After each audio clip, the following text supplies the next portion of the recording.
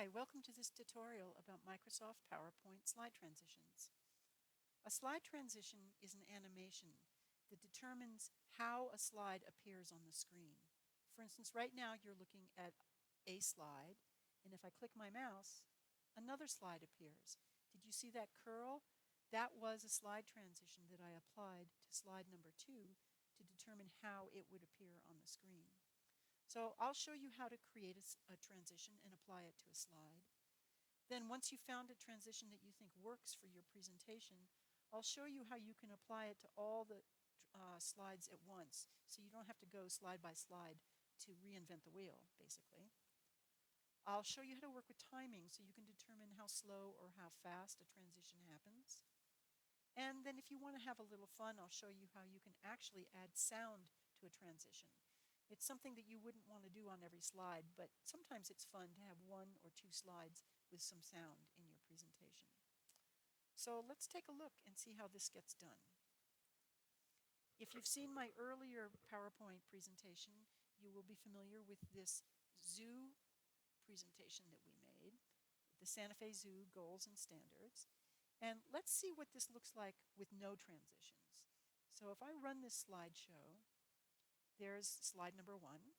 I click, bam, slide number 2.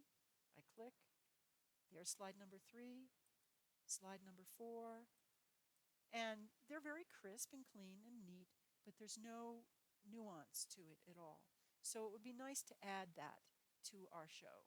Now we have a reminder, we have tabs on our ribbon up here at the top, and if there is a tab for transitions.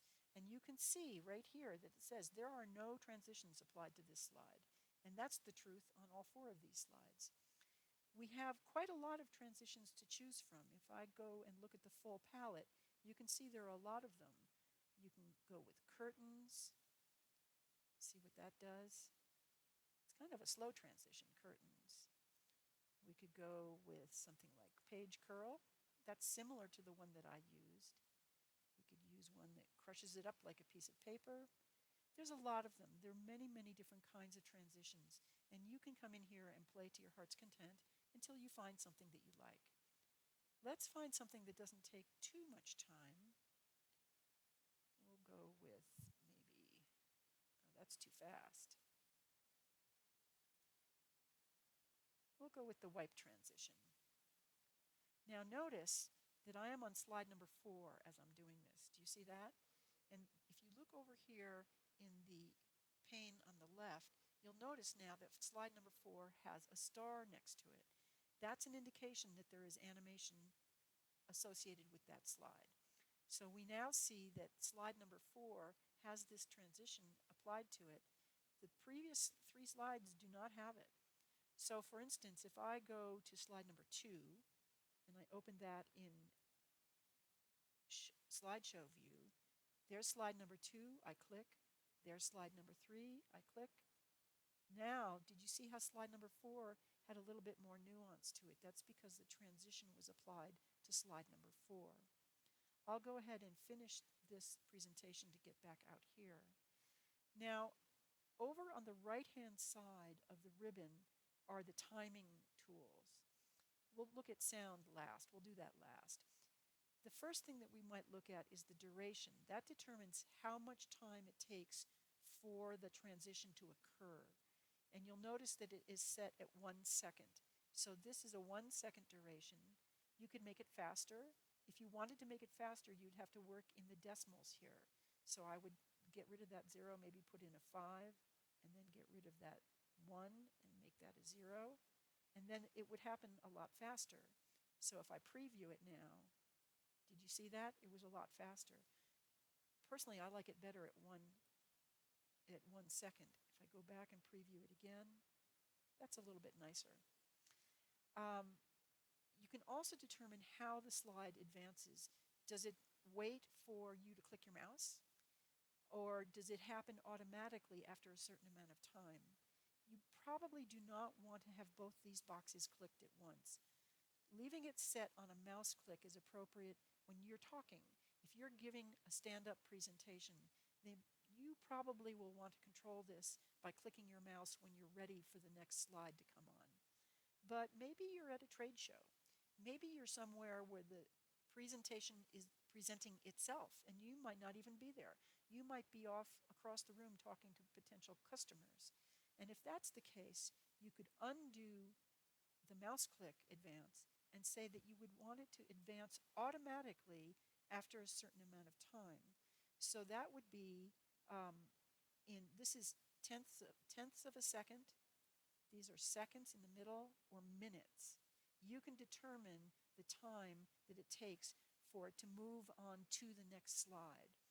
So these transition over here have to do with the arrival of this slide on the screen. This advance over here has to do with how you leave the slide. I'll go back to on mouse click. Then we also have this button right here, which is apply to all. When you have decided that you like your setup, you can then click apply to all. Now look at all these stars over here. Everything that I determined that I liked is now applied to all the slides. So that if I run this slideshow now, I'll go back to slide number 1 by clicking on it, and I'll open up the slideshow. There, do you see it had that nice way of appearing on the screen? I'll click my mouse. There, that appeared nicely. This is really a pretty nice transition. I like it. It's not overkill. It's rather subtle, but it's nice. It gives you a very nice entry to each slide. And here I am at the end, and I will click to get out and click to be back in my editing screen. The advantage to doing apply to all is that you don't have to go back and set these for every single slide. At this point, you might like to do some tweaking to one slide or another. For instance, maybe we would like one slide to have a sound. So maybe I'll come here with the fox, and let's take a look at the available sounds.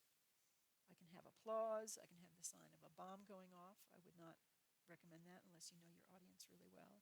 The sound of making money, a cash register, a drum roll. There's an explosion. That's another one you might want to stay away from. A whooshing sound. The wind. Let's do the wind because it kind of suits this particular transition anyway, doesn't it? So to see how that is, I'll click preview. And did you hear that wind sound? I don't love it, but it's something that you could consider. The sound of applause. I'll come back here and I'll say preview. So the sound lasts as long as the duration you've set for the transition. But it's only on this one slide. So I don't have the sound on every slide. So again, what I did was I created a transition. I got the settings in a way that I thought would be appropriate for all the slides. Once I have done that, I clicked apply to all. Then after that, I went into a sound option for just one slide to give that a little extra kick, something a little extra to make it interesting.